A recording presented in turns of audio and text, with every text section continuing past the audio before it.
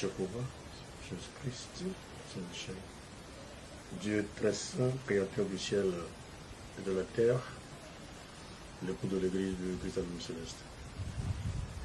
Nous te supplions la rémission des péchés, et passe les iniquités de ton église, sanctifie ta parole, sanctifie aussi cette parole, ce projet d'évangélisation dans le monde entier. N'hésitons cacher, affermer pour pas détruire le découragement et la suite. Et que ce projet évolue pour relever les gens de la poussière, pour les tirer du bourbier, afin de laver tout cela et de les mettre en état de piété au nom du Père, mon Fils, de génération en génération, celui qui a permis nos pas sur le sentier, qui est notre Dieu. Et c'est pas tout, Dieu créateur, qui n'a pas de devant, ni de derrière, ni de gauche à droite, autour de lui, rien que rien. Est-ce qu'il y a un homme qui peut faire un pas en avant ou en arrière, pas son creux? Non. Il ne peut pas. Donc que son nom reste célébré, particulièrement au sein de l'église du christianisme céleste.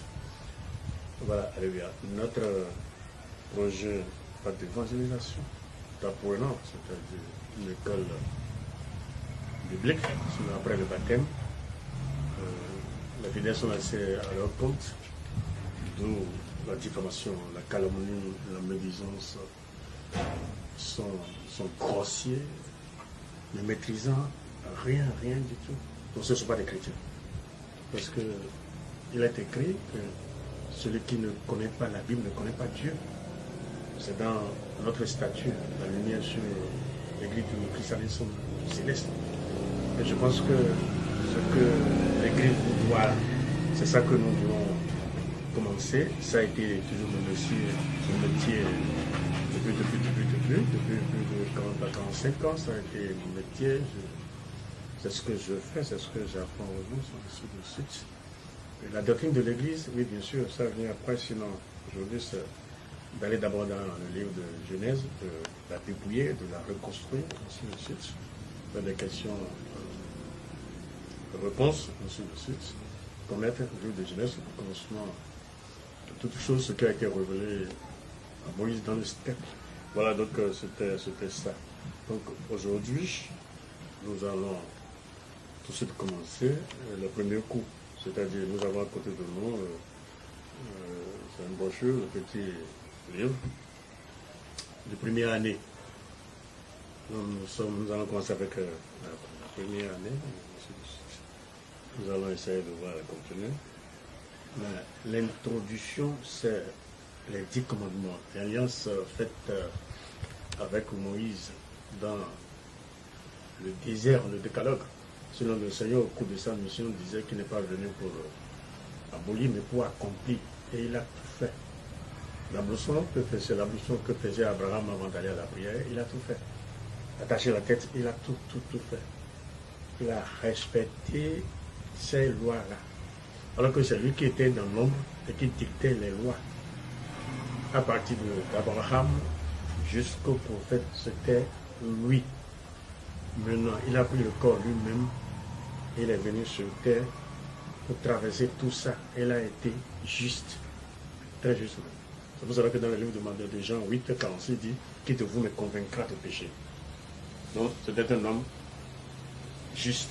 C'était ça. Donc, quand on parle de Dieu, 2 points, c'est la loi tout de suite. Il n'y a pas question de dire « Nous ne sommes pas sous la loi ». C'est les bâtards qui disent ça. Tu n'es pas sous la loi.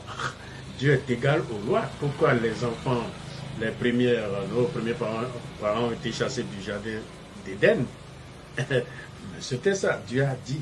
La puissance de cette alliance faite dans le jardin d'Éden, c'est la non-consommation du fruit défendu. Tu ne dois pas manger. C'était ça. La puissance. Et c'est ça qui réunit leur personne à Dieu. À force de rejeter le fruit défendu, il devient ami de Dieu. Mais s'ils acceptent le fruit défendu, il devient ennemi de Dieu. Donc les ennemis de Dieu se trouvent où? Dans les églises. Ceux qui ont d'abord entendu la parole de Dieu et qui ont refusé, qui l'ont rejeté. Les ennemis de Dieu, c'était ça. Donc, dans le livre de Luc 19, à partir du verset 27, il dit « Amenez ici mes ennemis qui n'ont pas voulu que je régnasse sur eux, et tuez-les à ma présence. Et c'est le Seigneur Jésus-Christ qui parle. Il y a des gens qui disent, Dieu ne tue pas.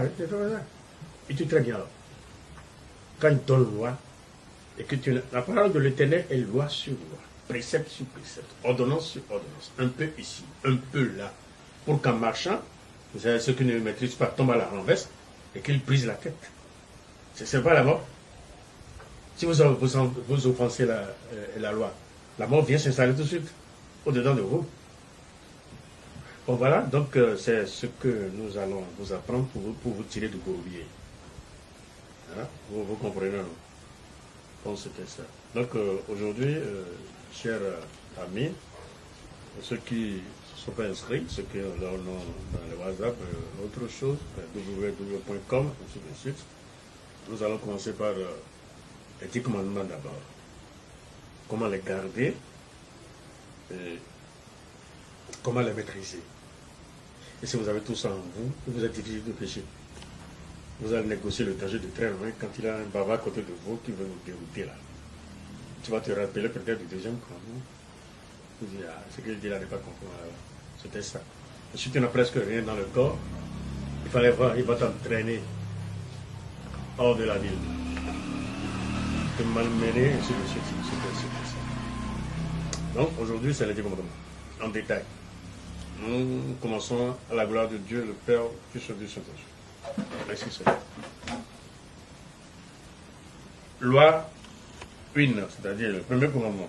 Alors Dieu prononça toutes ces paroles en disant, je suis l'Éternel ton Dieu qui t'a fait sortir du pays d'Égypte, de la maison de